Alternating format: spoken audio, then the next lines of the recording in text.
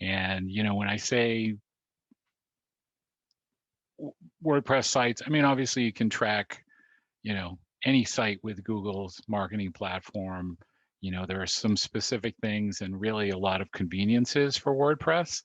And, of course, now that WordPress has broken through the 40% mark, it's kind of like at some point WordPress will equate to website, right? So, and this is really meant to be just an off and running guide, which is really just kind of running through some of the parts of Google's marketing platform, okay, to give you a familiarity with it. And I'm sure, and many of you already have familiarities and could, go into the expert range. So what I will talk about tonight is an overview of Google's marketing platform. And they do call it marketing platform, right? I mean, we tend to think of these things as being in isolation, but Google keeps, not only do they keep adding services, they keep adding them to the platform. So, and the other thing we'll talk about a little bit and at least look at is the Search Console and talk about why you might consider it valuable in what you're doing.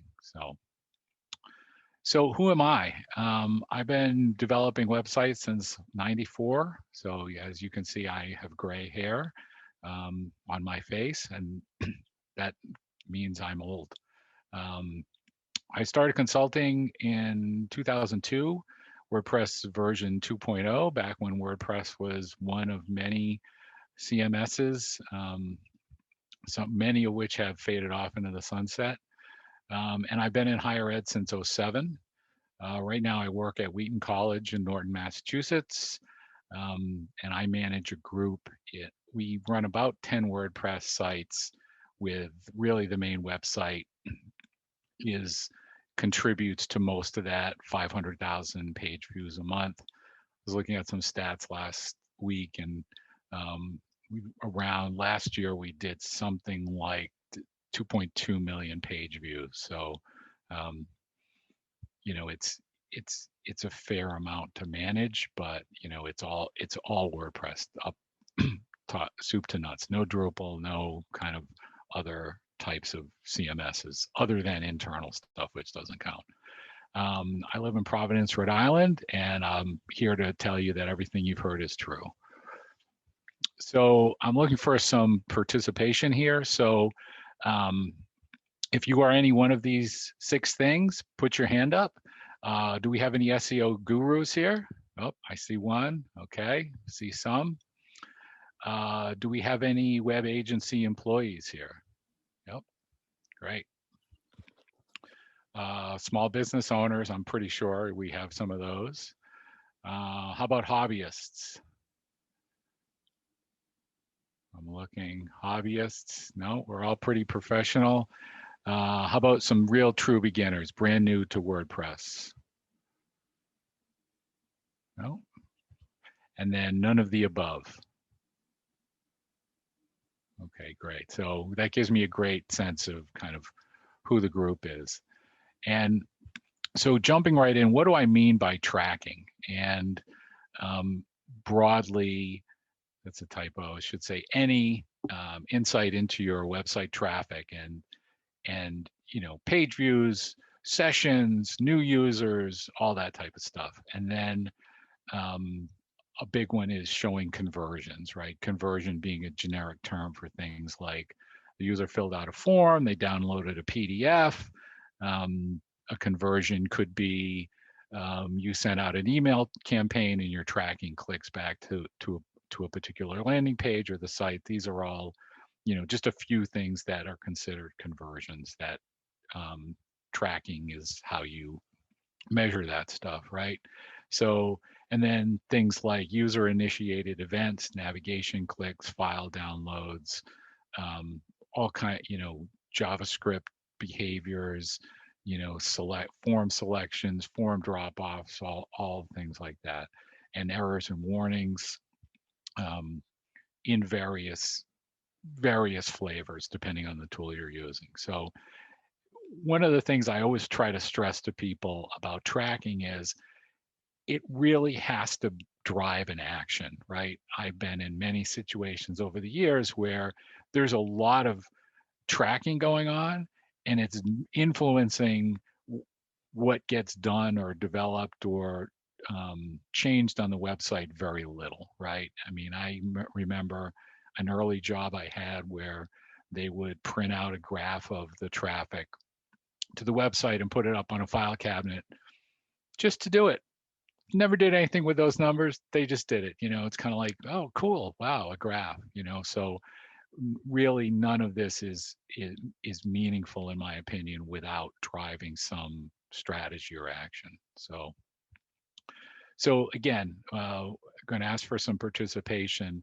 What is your experience with Google tracking? I'll start off with tons. That's my main gig.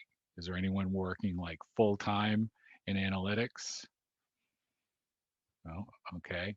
I feel very comfortable with the tools. Oh, somebody raised their hand, Gene. Feel comfortable with the tools. Okay. Just the very basics. Okay, we've got a couple there. Tried and failed. Oh, we got one. We got at least one of those. Couple. Yep. And then none. I've never used it. No, I didn't think we could have any of those. So, but worth asking. So, going back to what questions Google can answer. How many page views does the site have? Where's the traffic coming from? Which browsers should we support, right? That's a really important one, particularly as browsers and the standards of JavaScript and HTML and CSS are really accelerating. Which pages should we spend time refining? Are we spending a lot of time on a page that has 10% of the page views of another page that we're not working on? And why does that page that we don't consider important to our business, why is it getting so much traffic? How should mobile traffic influence our development strategy? I think probably everyone here has been surprised or has strongly considered the fact that mobile is becoming a lot more traffic, right? And how does that influence how you configure WordPress, what themes you pick, a whole host of questions you need to ask yourself about how the site is configured. And then talking about email campaigns or, for people that have businesses, was that paid campaign worth the money? And I'll also follow that up with, do the numbers that the firm that's running the campaign jibe with your numbers, right? So many instances I've seen where, they said, oh, that, this campaign generated, 20,000 page views on the homepage. And it's like, we didn't really see that, so it's good to at least have even your own source of data when you're working in scenarios like that, right? So why would you want to track with Google? Again, I mentioned, and we'll say again, data-driven decision-making. Google is a massive industry standard ecosystem, right? So, there's no shortage of really great resources out there. Of course, there's a lot of resources, right? And a lot of it is noise. It's just like anything else. There's a lot of junk out there when the ecosystem gets that large. But all the answers are out there if you have some good resources. Sure, tons of resources. Really important if you're collaborating is there's really robust and granular user permissions on all the products, right? And it's really set up such that, you can be the owner and designate, your client as one thing, or maybe your intern as something else, or, work with an outside firm and they can have different permissions. So it's very safe in that way. And you never have to feel like, oh, if I'm going to work with this person, I have to give them more permission than I would like to. And Google is really good at stuff like that. Integration with Google Suite, right? So Sheets, Docs, there's a lot of integration all across the ecosystem, and some of the stuff like the big query and a lot of the more enterprise related products are not really necessarily relevant, but they all kind of do work together. And then marketing, right? Exclamation point. Just having a website is not enough. You really need to um, get a sense of what your traffic is, where it's coming from, what's successful, what's not successful. My rule of thumb, having built literally hundreds of websites for small businesses since I started doing this, is most websites get almost no traffic, like relatively very, very little traffic.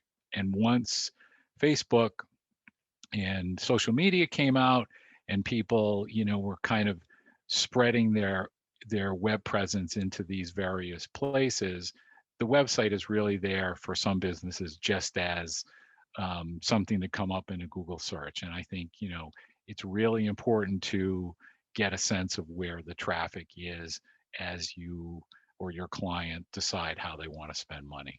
And then skills, right? This is a tool in your toolbox. If you learn about it, that will help you help your clients, because it really, again, it's not just, I would say about small websites, small company websites, or even big websites. It's not field of dreams. Sometimes if you build it, they won't come, right? Why would you not want to track with Google? Well, there are some good reasons, in my opinion. Google products come with a degree of complexity. The reason why this is an often running guide is because there's no way I could do justice to even one of the products in the marketing platform in any presentation, right? It's really, there's a lot there. Now, I will say it's not overly complex, and there are some, there are ways to um, integrate this stuff with your site to in a way to make it very helpful, but just to be aware that there is complexity there. The products evolve, they change a lot, right? I get product update emails from these products once a week, twice a week. And depending on what features you're using, you have to keep up with it. Um, Overkill, right? Doing stuff with Google might be overkill for what you need. My I have a website, one of the websites, my personal websites that I manage, I just use Jetpack stats, right? It's good enough, gives me some sense of who's looking at what and how many, and that's fine for me.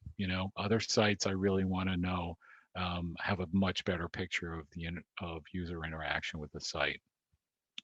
Privacy concerns, the data, it all goes into the pool, Google's big pool of data, right? And if you are one of those who has privacy concerns in general on the web, Google is kind of where you should be running in the other direction. Not that tracking data and anything you do online isn't falling into somebody's hands, but it's worth considering, right?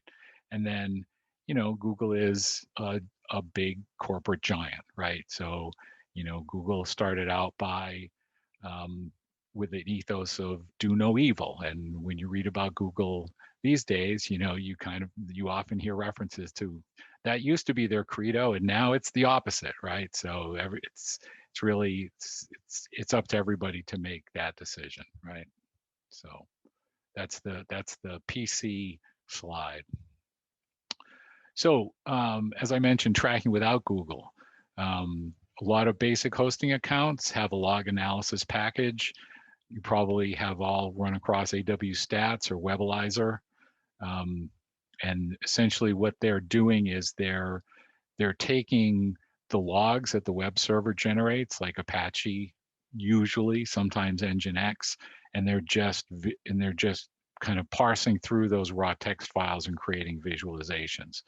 I just built a site for somebody, and this individual had privacy concerns and didn't really want to get into the Google ecosystem. And, it was somebody on Bluehost, and I walked them through, it was probably Webalizer. And, I mean, it's not the greatest, but, it does give you some sense of your traffic, and it's there and it's free, and, it's totally usable. And it's, by the way, it's what we did for many years. As I mentioned, Jetpack has decent basic analytics. I haven't looked at the pay. I'm not a paid Jetpacks customer, so they may have additional stuff in the paid tier, but Jetpack it's very decent for what it is. It's really a nice thing. Adds a lot of functionality, so I have pretty good trust in it. You might do a different approach using heat maps with Crazy Egg or Hotjar, and if you have seen how a heat map works, it just kind of literally creates this kind of amorphous blob of different colors uh, where it has tracked clicks on your website, and where it's dark red like the flame on this slide, that's a lot of people, and where it's blue on the edges, that's fewer people.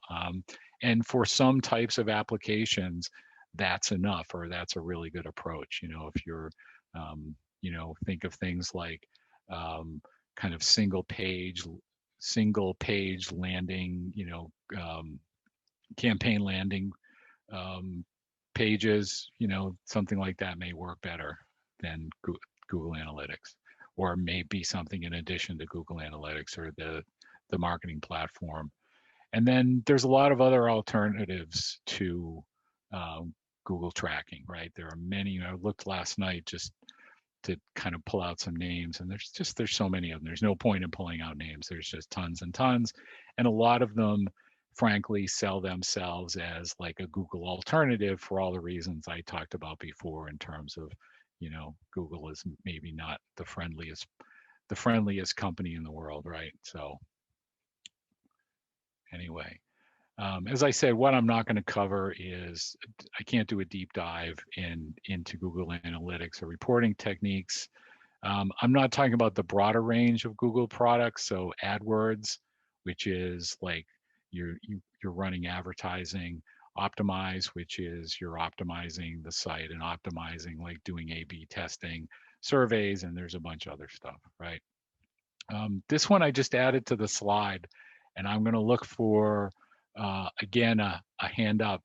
Is anybody here using Google Analytics 4? Oh, we have 1, 2, nice. And Google Analytics 4, for those not familiar, is not really a new version in quotes. It's really quite different. It's quite a different product. And I'm using a little hyperbole by saying it's a real can of worms. It is a real can of worms if you're dug into the existing Google Analytics and marketing platform, because it starts from a much different place. And what I would say for those interested is, it's a good place if you're starting new. Maybe it's something to look at, but it came out in October, and a lot of the people that I know that have been doing this for a while they're really just now starting to look at it and seeing if it provides the same value. But it's not that it's bad, it's quite different. And then just SEO in general, that's kind of a separate topic. And SEO is how you get people to your site. We're assuming that they're already coming to the site, so SEO is a little different ball game. If you're going to go down the Google marketing platform road, and the little key here means this is a key point. Strongly consider creating a separate Gmail account for Google marketing, right? Whether it's specific to your client, right? So if it's Joe's Garage, it might be Joe's Garage Marketing at gmail.com or something of that nature. And the reason why is all the activity is kind of in one account, so it's just a purpose-built email address for Google marketing platform messages. It's easier to hand off to the client. You say, hey, I built this, and I'll still retain a login, but you take it over. It's easier to isolate the Google product update messages. As I mentioned, that they update and there's new things all the time. And rather than kind of intermingling that in your personal mail or your business mail, it's a good idea. Credentials can be shared, right? It's just, it's not like it's the security doesn't matter, but you know, you can, there's nothing personal in it. It's like, just take this over. So you're not mingling your personal data. Okay, so after all that preamble and talking about kind of where this stuff sits in the marketplace, we're gonna touch on, as I said, Google Tag Manager, Google Analytics, and I'm losing Data Studio. Sorry, duh. Um, so who here has used or worked with Google Tag Manager? I see 1, 2, 3, 4. Good.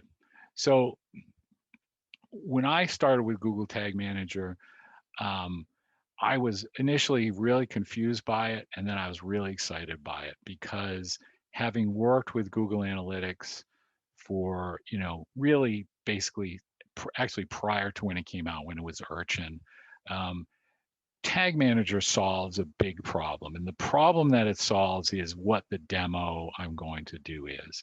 And, but regardless, Tag Manager, it's a JavaScript snippet that delivers tags to your site. And you say, well, what is a tag, right? This tag is like, if I go to Marshall's and I look how much it costs, is it a tag? Well, that's a tag too. But a tag is a little JavaScript snippet that's delivered via this conduit, right? And I have a graphic that will maybe explain it a little better. And one of those tags is Google Analytics, right? So if you think of tags, just think of it as it's not like a folder on your computer or a folder in your file cabinet. It's just a word. It just kind of, it's just a repurposed word.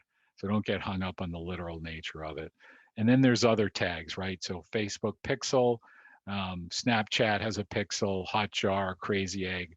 There's a lot of um, tags that you can push through this pipeline onto your website that then delivers data back to these services, right? And another one is your own custom JavaScript, which is, you know, you can write some JavaScript using the the syntax in Google Tag Manager to do some really intense customizations. Obviously, we're not going to touch on that now, but I think it's worth mentioning because uh, it really means kind of the sky is the limit, right? You can really do a lot of things with this tool, and it's, you know, it's very lightweight on the site. So here's the graphic, and essentially, you know, you have the Google Analytics snippet, which many of us have seen, and the Facebook pixel, which again is just a snippet, and the script that you write.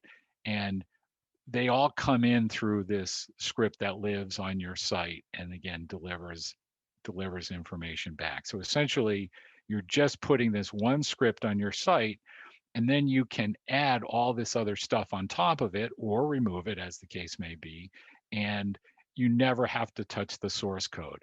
And the reason, as I mentioned before, why it's I thought it was a real boon, because before, when you had to, you know, track specific things or track click events, you had to change the source code, right? Or you had to add little JavaScript attributes onto parts of your markup that then somebody would come along and edit and screw it up, and it just was problematic. In this case, um, it's, you know, essentially you touch it once, right? So it's super convenient.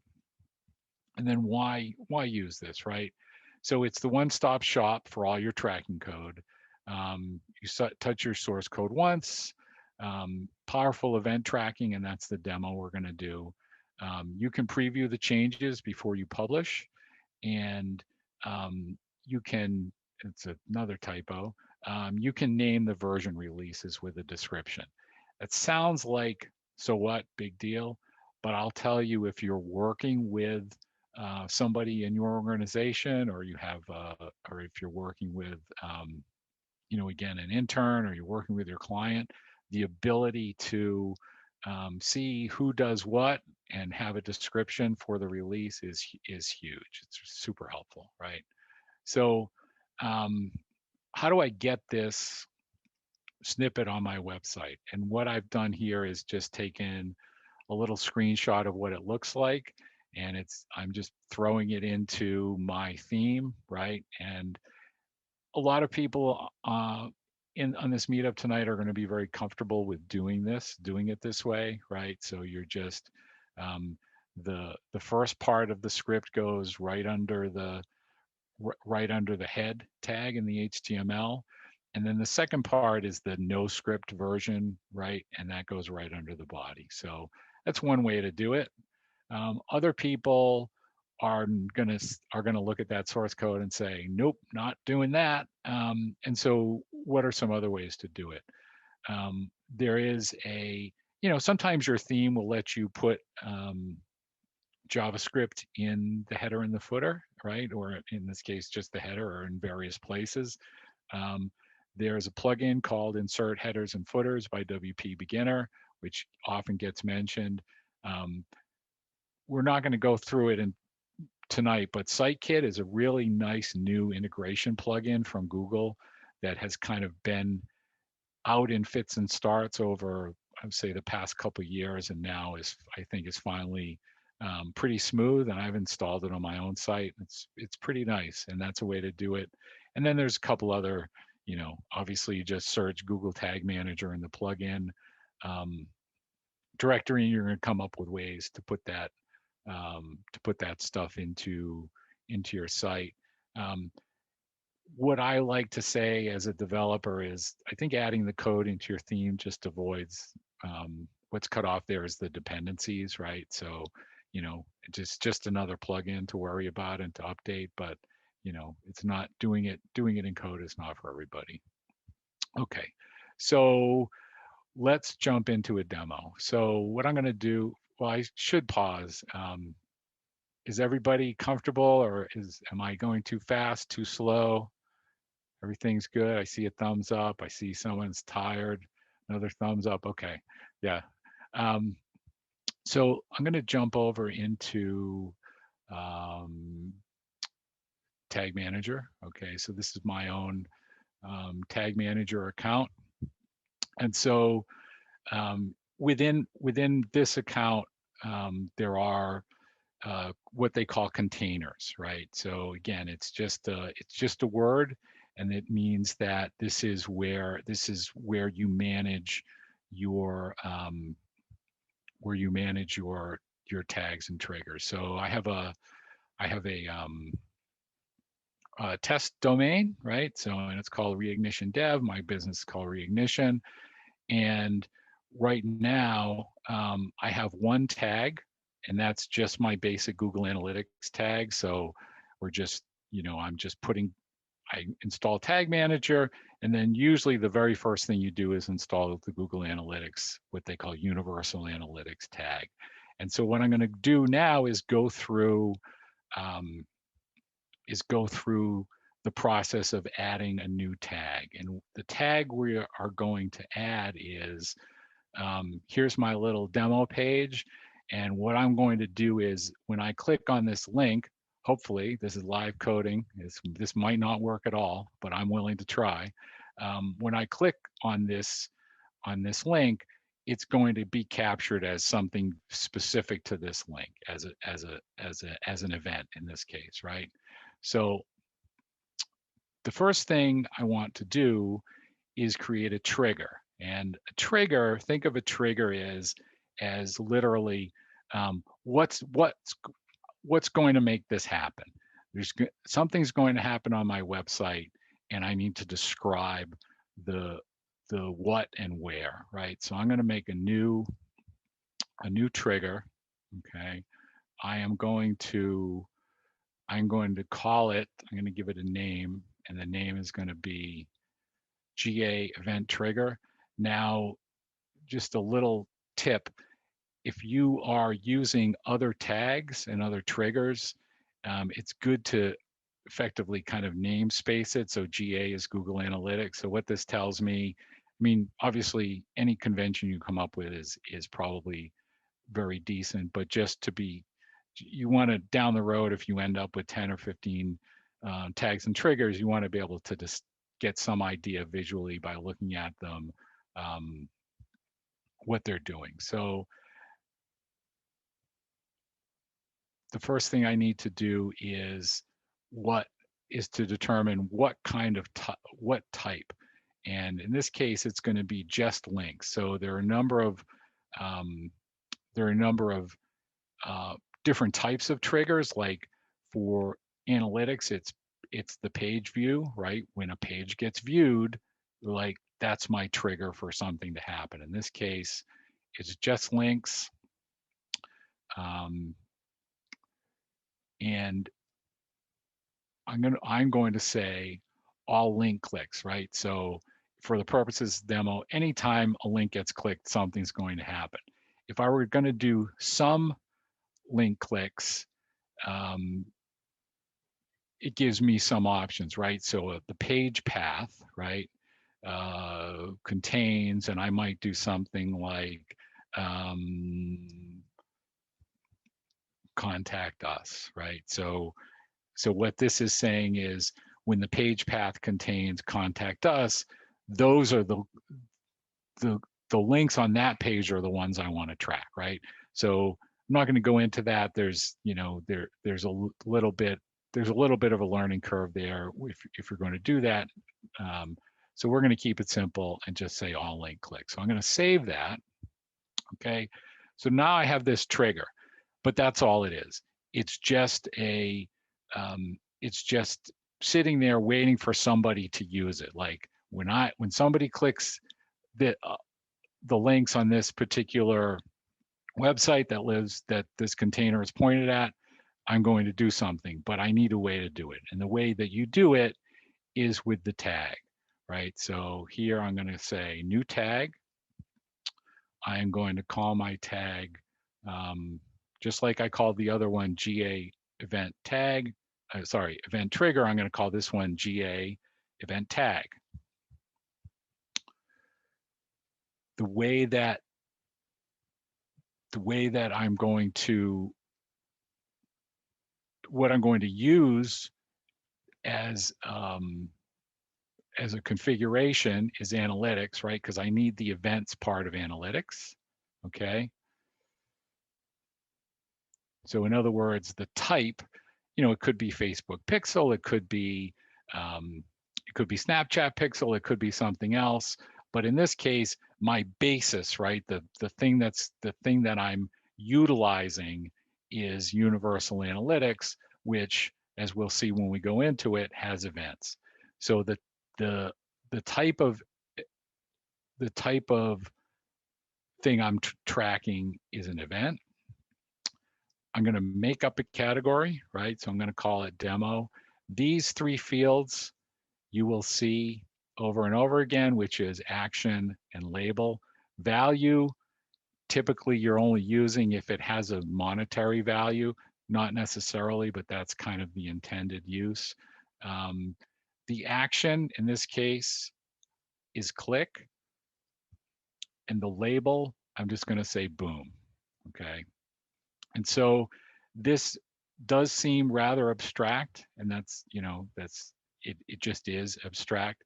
But what you're doing here is you're creating these parameters are things that are going to show up in Google Analytics, and we're going to do the full circle, and I'm going to show you that happening. Now, there are a number of other settings which we'll completely ignore for now, which generally are not used, I will say, maybe in normal circumstances.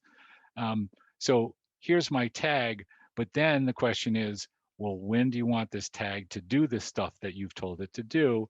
And that's where my trigger comes in. So I'm going to say, here's my event trigger. Okay, so my tag, oops, sorry, I missed something very important. There's a setting for Google Analytics, which is the tracking ID, right? So the tracking ID, if you used Google Analytics before, is a unique identifier that ties Google Analytics to the domain name. Could be more than one domain name, but for these purposes, we'll call it the one domain name. So when I save that, and I'm going to go to my overview, and you can see that version 5 is live, but I'm now editing, right? Which means that this is not yet published. The beautiful thing that you can do is that you can preview this. Allow.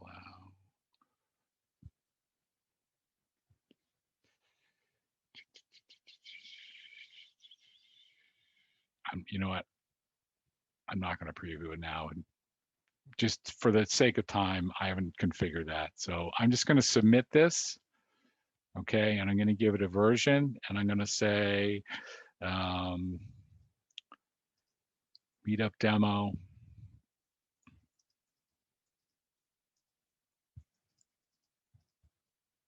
Okay, and I'm going to publish. And so what this is doing is making a change to, it's pushing this change through to the website through the JavaScript snippet, so that when I come to the page, and I'm going to you have to load the page for this, for the new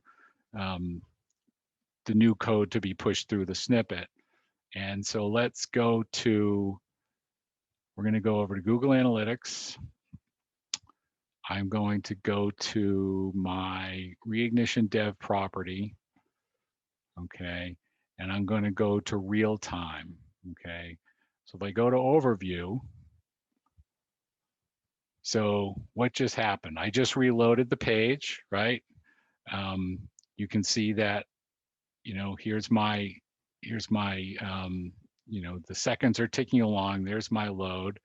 There's where I came from, right? If I go to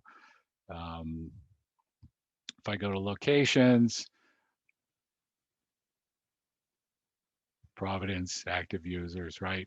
So coming back to overview, we'll get rid of the location, and we'll come to events. Okay, so right now, there's nothing, I'm going to reload this. There's nothing showing in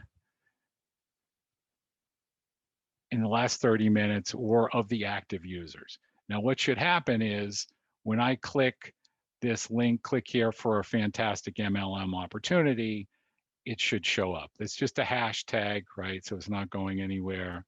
But when I come to analytics,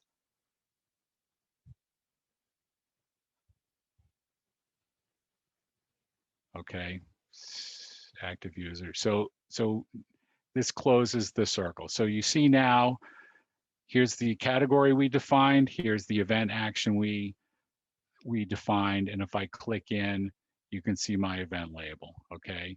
So I know this is kind of running through this stuff and I'm kind of bouncing all over the place, but I want you to be aware of the ability to track something on your website just through this configuration, right? Just through this event, right? So if I come back to the page, I click it again, I go back to my real-time analytics.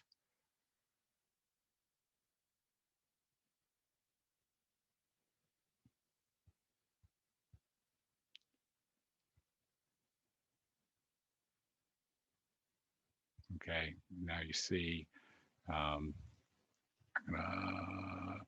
clicked into that. So now you see, I've clicked it 5 times, right? So, and then, you can see the possibilities where, you can start to really track a lot of things on your website. Let me give you a good real world example. I want to know how many clicks I'm getting on my navigation, right? Or how many clicks I'm getting on the social media links in my feed. Even if I'm getting that data at the destination or as a landing page, I want to know how many people are actually clicking the link, like the physical act of clicking the link. Okay, so is there any questions, or is that clear enough for people? Is that too much? I'm seeing some nods. So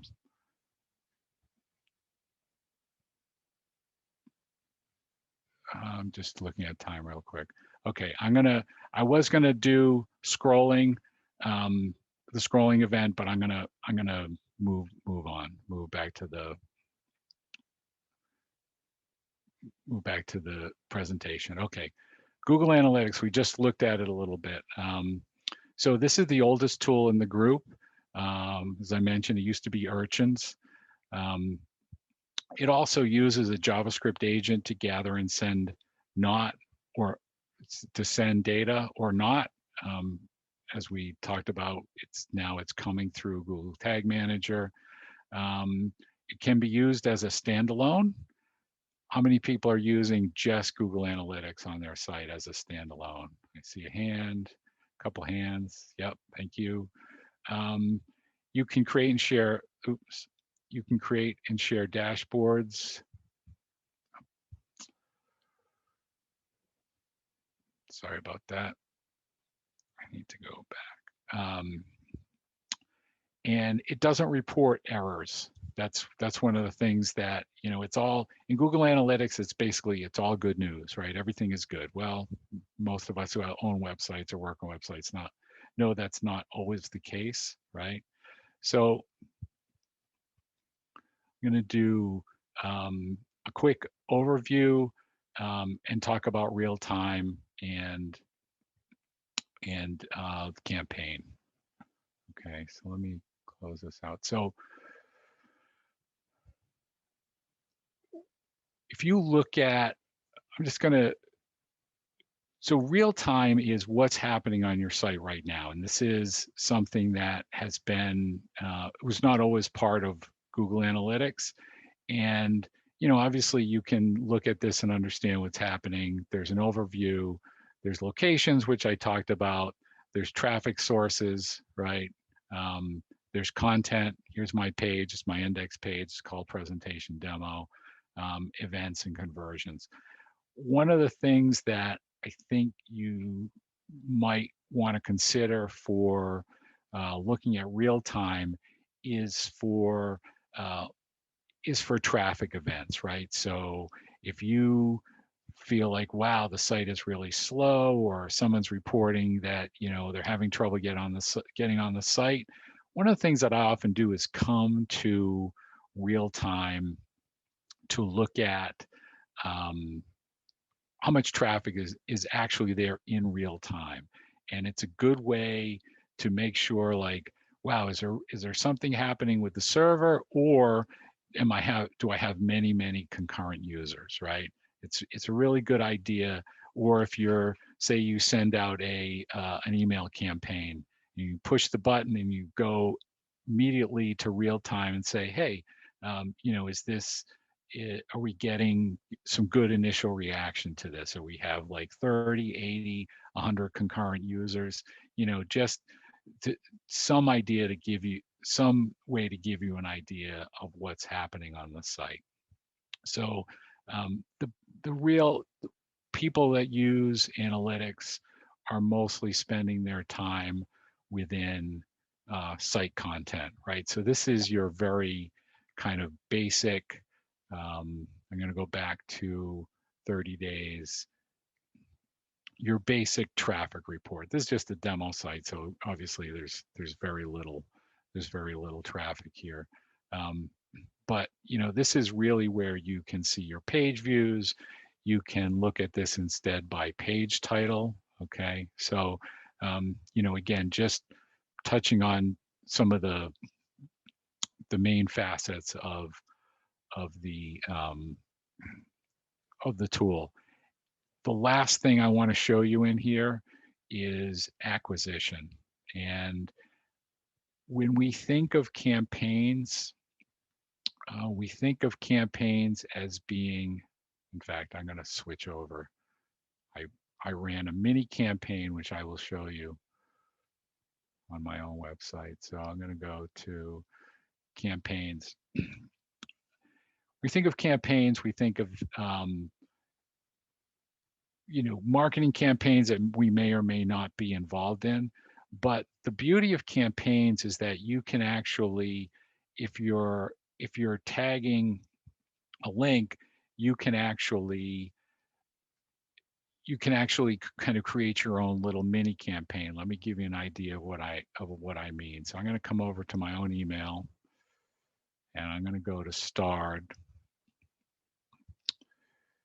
and somebody has sent me a link that says, you look like the kind of person who wants to engage with our digital platform. Well, they don't know me very well, but anyway, how about some blog posts? So what you can see here, and I'm gonna open this link in a new tab so we can take a look at it. So what you can see here in the URL is that I've created a campaign through the syntax of Google so that I can track this link, right? And I'll just go through quickly. The UTM, the source is newsletter, the medium is email, the campaign is spring marketing push, right? So that when I look at my campaign, there's my spring marketing push. And so my message to you is that you can create these links. Google has a tool, which I've linked in the resources, where you can just build that string and attach it to anything, right? So in other words, don't think of it as, oh, that's just kind of marketing stuff and we don't necessarily do that. Think of it as a really good way to aggregate links within your site under kind of a common umbrella, right? So I'll give you an example. I have a page in one of the websites I manage. It's called Quick Links, right? And it's just a list of, a lot of kind of disparate links. And I ask myself, hey, do people use these quick links? Because I'd love to get rid of them because maintaining them is a bit of a pain. And I just create a campaign called Quick Links, and then over time I can just see how people are using this stuff. So just a different strategy for campaigns rather than kind of the traditional email marketing, which is again also a valid use. So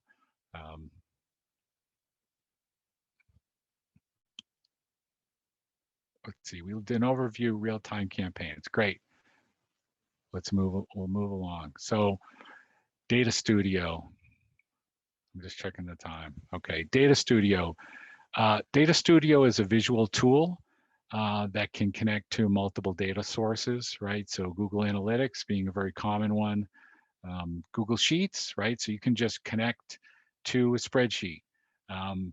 Everybody these days probably has at least passing familiarity with a COVID-19 dashboard, right? When many COVID-19 dashboards, some of them have gotten more sophisticated because we've been doing this now for a year, but many of them started and still are Google Data Studio reports. And the way that the data gets in there is somebody somewhere is filling out a Google Sheet, right? You can connect to your YouTube stats. Again, Google, YouTube, ecosystem, all works together. MySQL. So it's really very flexible, powerful tool. You can share these reports, obviously, COVID-19 dashboards, or you can email them on a schedule. I built a report. I don't want to give my client access to Google Analytics. Their eyes will cross and they'll cry and they'll never pay me. So let me put together a beautiful report that they can understand and manipulate themselves, by the way, and it'll come into their email box, right?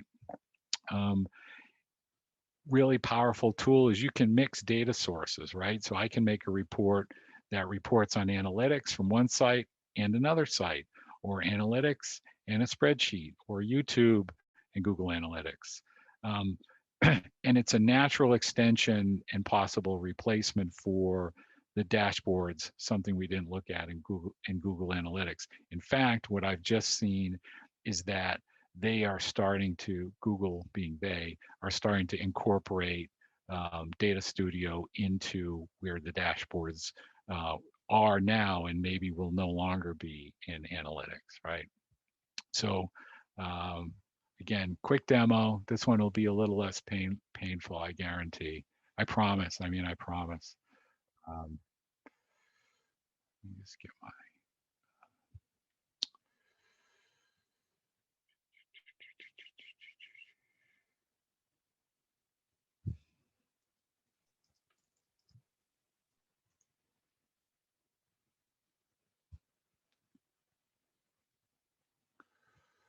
Okay, so I'm going to make a new Data Studio report. I'm going to start with a template, right? So I'm just going to show you how easy this is. There's beautiful templates that they give you. So I'm going to select Acme Marketing, okay? So right now this report is using dummy data, right? But we'd like it to use our own data. So I'm going to use this template, and you can see the original data source is sample data, and I'm going to select my own data, right? So this is my company website, right? And I'm just going to copy the report with the new data source. And what that's going to do, okay, is take my data and fly it into these charts and graphs. And ultimately, you know, these you can see on the right-hand side, these are all editable, right? So different dimensions, different time frames, you know, all of this stuff comes to you out of the box. You have tables, you know, you can sort them, you can, you know, there's kind of innumerable ways that you can manipulate this tool. Okay, you can add text, you can add images. In this case, and this is what I meant by interactivity, the end user, right? So your client or your coworkers can come in when this is shared and even manipulate the time frame. So let's do like this quarter, right? You can put in specific dates. So the way that you generate the data source is something I skipped by, is very simple, and I'll show you. There's a report and there's a data source. We'll ignore Explorer for now. So a data source is simply, and this is what I talked about before in terms of how you can add data to the report. You know, Google Analytics is your analytics data, and then all of this other stuff, right? And there's just innumerable, you know, all kinds of products you may or may not have used, things we've never heard of, but things we have heard of, right? So again, it's, you know, we're only up to the C's. So just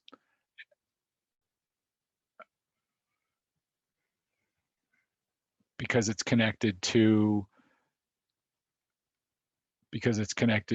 my Google account, you know, I can just pick, I'm not going to create the data source, but you can see I can just pick all website data, I connect it, start building a report. So it's as simple as that, or, you know, as complicated as you want to make it.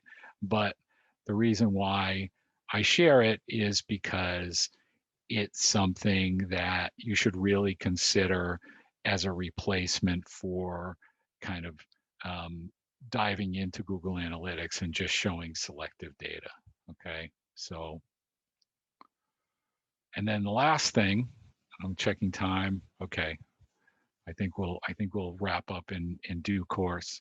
The last thing is Google Search Console. It used to be called Google Webmaster Tools. It's not as good as Webmaster Tools. It's getting better, but they kind of started, when they redid it, they made a very basic minimum viable product. It's gotten a lot better, but has a ways to go. And I'll go through this. We'll jump into my account. It's a place to enter your sitemap URL, very important. I'll touch on why that's important when we get there. And so this is what I referred to cryptically as errors, right?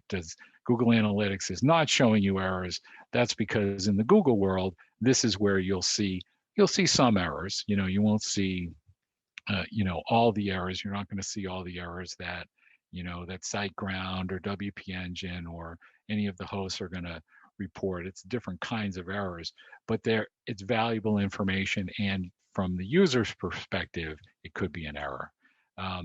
Reports on mobile usability.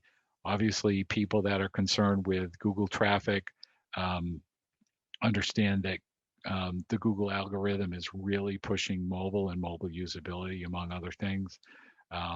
It does send helpful alerts, which I'll show you, and allows you to inspect individual URLs, right? So it's not just aggregate data, right? So this is a sample of what you might see in terms of a message from Google Search Console. So at my day job, we have a student newspaper called the Wheaton Wire, and what it says is some following issues were found on your site.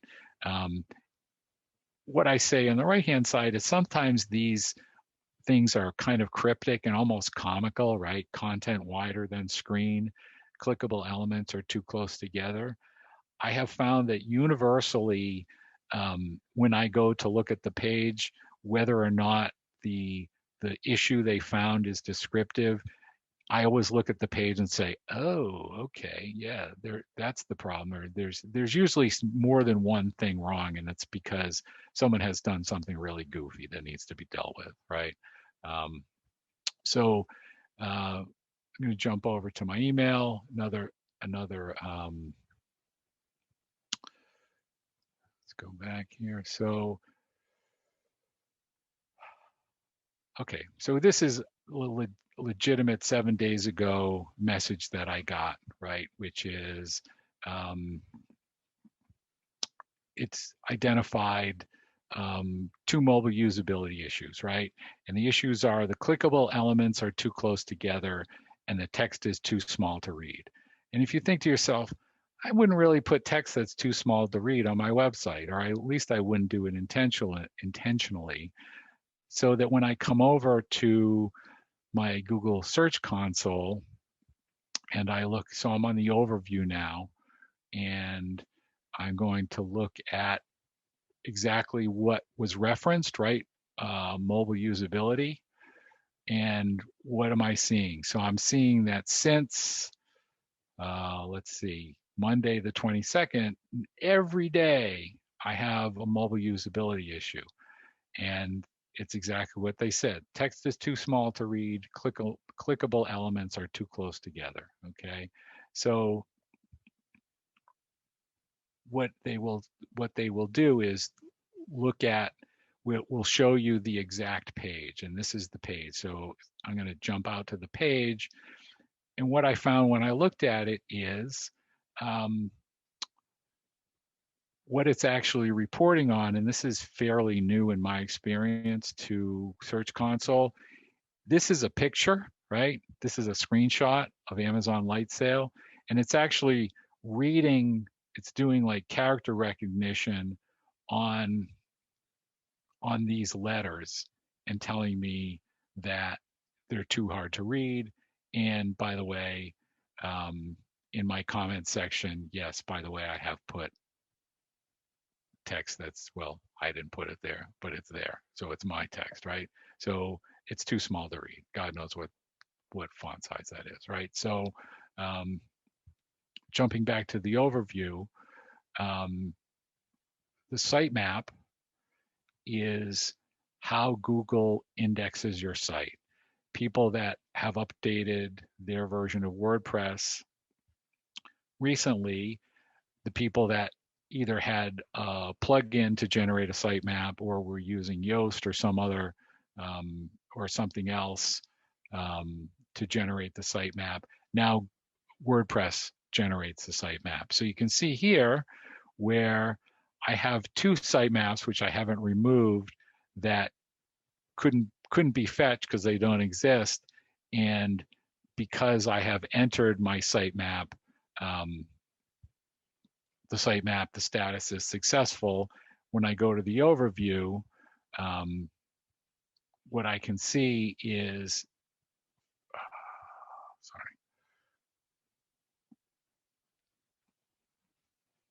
what I can see is that my sitemap is getting, my pages are valid. They've been validated on the sitemap. Okay, so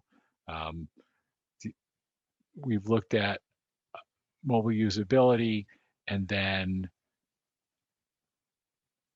jumping over to performance. This is my website search, my website's searches that are finding my website, right? So clicks and searches. So somebody is finding, is my website is showing up in results when somebody looks at SEO Helena, Montana. Go figure, right? You notice I have no clicks, but I am showing up in the results based on these key phrases, right? So you know, this just, again, a quick overview, but the message here, the takeaway should be that if you are signed into and have activated Search Console, you are going to get helpful alerts for things that you really need to look at, because it's all in service of getting your site found in Google search, right? And that's kind of the whole point, at least, of this demo. So okay, running towards the end. So in conclusion, gathering data for data's sake, in my opinion, it's all my opinion, is a waste of time. You want to think about actionable data versus interesting data. Interesting that's kryptonite for analytics. Interesting doesn't move the needle at all. It may be interesting and actionable, but it shouldn't just be interesting. Use tracking for strategy, discovery, finding out things about your site, and then taking action. Embrace the tools. I mean, you can do it. You don't have to, you can just kind of wade in. You don't have to dive in. Make data-driven decisions, and get good at making compelling reports. One of the things I haven't said so far, but it's really valuable, is it's an argument settler. You know, if you're having a pitched battle with your client or your coworker or somebody else about, you know, who visits the site and when and what pages are important, the analytics are, you know, the numbers are hard to argue with, you know, and especially if you get good at really making compelling looking reports, it's very helpful. And have fun, because unlike your website, you can't break it. You know, you can break your website very easily. We all know how to do that, but I've not yet broken any of the Google tools. I talked about, and I'll share this deck out. So resources, Search Console. This guy named Simo Ahava is fantastic. He's, in my opinion, one of the best resources, from the very simple to the very complex, for all of this marketing tracking. Is another plugin for Tag Manager. And then I talked about building that URL for the campaign. This is just one tool that will, it just basically, you put in the values and it generates a string. But I use it because I'm too lazy to just type it out. So you can reach me at reignition.net, my website. We've seen the inside and the outside of Reignition LLC. I don't post very much on Twitter, but sometimes I do. I'm on LinkedIn, and I'm available for small projects, development, hosting, analytics, performance, etc. Nice. Just like a French movie. Thanks, Michael. That was awesome. That was great. Thanks. So yeah, let's go and open it up for questions. Anybody have any questions for Michael? What I think will be a quick one is the Google Data Studio. There were a lot of different sites on that list that you could, add to the report.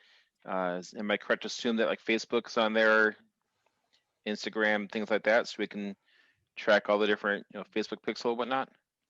Um, I would say two things to that. First is I don't know.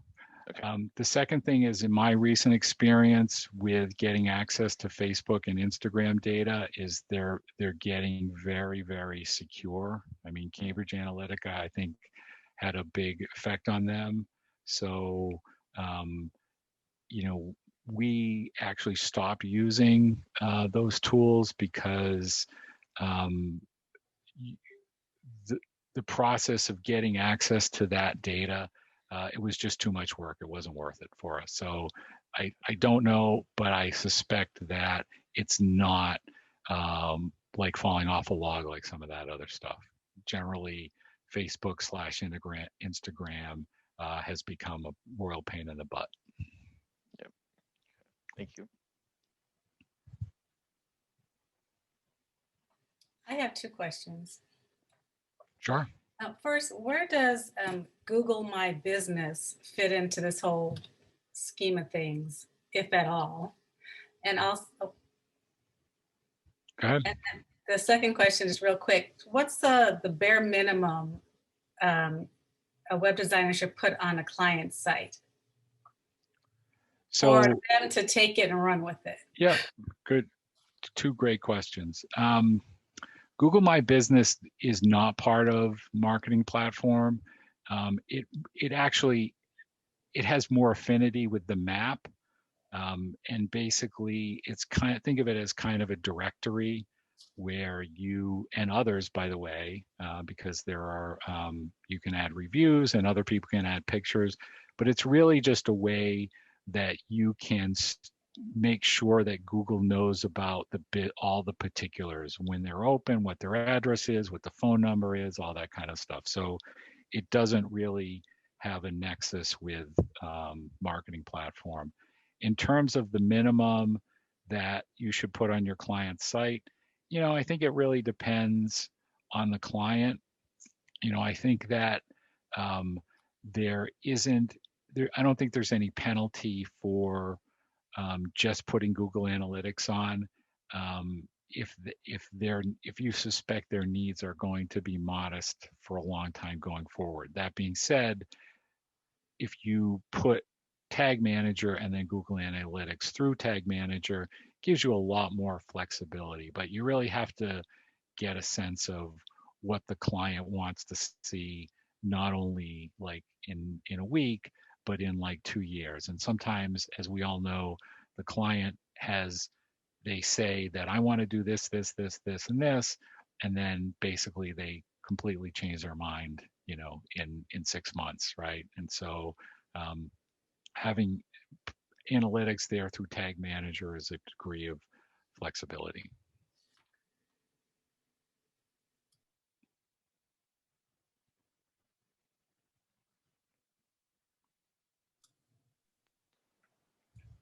Any other questions? So I have a question about when you want to track a specific link being clicked, like you did on that page, you would have to set that up through the Google Tag Manager, and because that you couldn't do it just through Google Analytics, right? You'd have to set up the event as a click through the Tag Manager. In order to, it's a matter of specificity, right? So, no events at all are going to show up in Google Analytics unless you specifically set them up. That being said, you can set it up in Tag Manager, which is the kind of easy way, or you can set it up in the page code. So for instance, I can write a JavaScript to sit on my website that will speak to Tag Manager and push the event up into Google Analytics that way. But that's not my preferred way, because ultimately I don't want to touch the source code ever once I get Tag Manager on there. So you're making a configuration in Tag Manager that's then talking to analytics. And that's why that key point when I was creating the tag, I dragged over universal analytics because the tag is kind of talking to universal analytics. Thanks. I think David has a question. Yeah, hi. I have two questions. First off, what is on that poster behind you? Those are all the birds in North America. Birds in North One America. of each. Okay. One of each. Sorry, not all of the birds. They would never fit on that poster. One of each. All right. One of each. Okay. I keep on like straightening, like, what is that? Okay. The other question is, I just recently started getting started in Google Data Studio, and a lot of people were recommending Power BI, Microsoft. So I set up two separate accounts. Have you used Power BI? Nope. And Versus, okay. No, I have not. And only because, we're just not I'm not a Microsoft anything, right? I don't work in a Microsoft shop. I'm all Mac. And so, Right. Same here. So Power BI, I mean, I'm certainly aware of it, certainly have worked with folks that use it, but it's particularly in Microsoft, it's its own ecosystem. So yeah. Have you given any of your clients like snapshots of that Google Data Studio? Because that's what I was looking for, like summary data to show them information. Yes. Okay. In fact, I do that more often than providing them with, because you can create dashboards and various reports in analytics and send them via email, right? So you set up a dashboard, which I didn't go through, and then you just set it up, first every Monday morning, first Tuesday of the month. But they're very ugly, and to make them not be ugly, it's a lot of work. And so Data Studio has that capability. And the bottom line is people pay attention more to things that look better. So if I have some clients who just want raw numbers and they just take them and put them into their own tools, and that's, they've stated that. But if it's something where, they want data about their site, but they want it in a palatable way, I think Data Studio is the way to go. That was I want to second that Simo Ahava recommendation there. Yeah, he's great. Crazy amazing. Yep, he's great. I mean, there are a lot of resources. It can get overwhelming, but that's why we like guys like that, because once we have a good resource, then we don't have to go casting about all over the place to find what we're looking for. Yeah. I just started a class with him 2 days ago. Yeah. Yesterday actually, the class started. So thank you for the presentation. Great stuff. I'm sorry I went so fast, but trying to cover a lot of ground. A lot to cover. At least you weren't given a talk on birds. I could do that too. When you look at my photos. Anybody else have any other questions? Michael, I was wondering if those Data Studio reports can be embedded. Yes. And what are the sharing options? How finite can you get with those? Good question. I mean, you can make them. You can make them public. I don't know about, from a user perspective, I don't know if it's like Google Docs where you can just pick, Google accounts. When you embed them, you use an iframe, right? And you can, there are it's all iframe parameters, but you can get them, because they're vectors, you can get them to scale. So you can set it. So if you set the iframe at 100%, it'll work on a mobile device, how valuable it is on a mobile device, but at least it's not, it's not just remaining the same size. And the other thing I would say, as I say about all of these Google products, which we didn't even touch on, there's an API for everything, right? So if you really want to, you can really do whatever you want. It's a matter of how much time you have. Right. So I'm sorry I can't answer the question about the permissions, but I think That's fine. I'll probably take it for a spin and figure it yeah, out. yeah. I mean, it has got. I will also say it's gotten a lot better. The other thing I would suggest about Data Studio is it's better in Chrome simply because it's doing a lot of, you're doing a lot in the browser, and Chrome, it's just optimized for, it's Google, it's optimized for the Chrome JavaScript engine. If you're using other browsers, it's fine, but you can get it into a state where it just stops. And if it stops before it sends what you're working on up to the server, you'll be not happy. Good tip.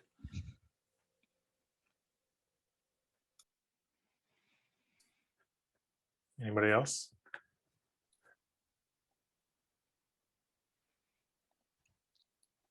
Gene, it looks like you have a question. Nope, I was just gonna say, thank you. Thanks for having me. Yeah, thanks, Michael. This is great. Yeah, thank you. I have And, a lot of work to do now. Yeah. And Michael, I recorded this. Is it okay if we put it on YouTube? Sure. Okay, great. All right. That was great. Gene, any closing announcements? See you next month. We don't have a speaker. If anybody has anything that they would like to share with the group, feel free to visit our website and just complete the form and we'll get you on. Yeah, and if you prefer to submit in person, just knock on Jean's door, with a filled out piece of paper and just hand it to her. We can do it that That's way. why I moved, so they couldn't find me. Cool. All right. Well, thanks everyone. Have a good night. Thanks, everyone. Thanks. See ya. Guys, See you take later. care. Bye.